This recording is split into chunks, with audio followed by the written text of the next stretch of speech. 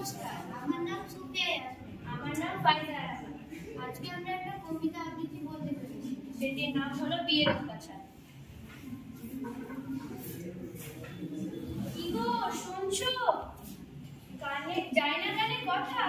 সকাল থেকে বলি আমার ভীষণ কোমর ব্যথা। কি আজকের মানুষ তুমি সিম্প্যাথি নেই মোটে। দেখতে পাবে আমার যদি তেমন কিছু ঘটে।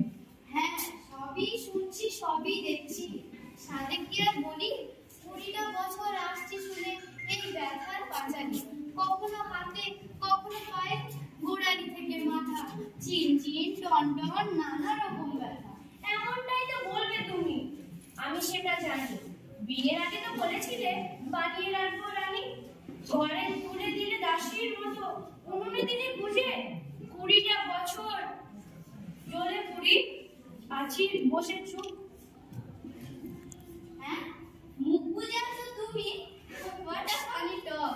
আরে কাক বকশিও পালাই শুনে তোমার ওই বম্ব। তোমায় চোখাই, তোমার ধারে, তোমারই বাক্য পানে।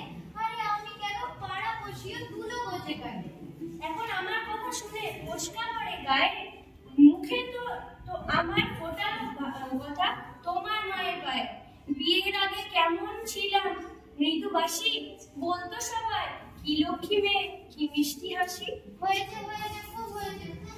কি বলবো আর, বিয়ের পর বললো সবাই এ যেন এক জিয়ান্ত লাউড স্পিকার। আচ্ছা আচ্ছা, খুব ঝগড়া হলো, এবার করি নিজের কাজ।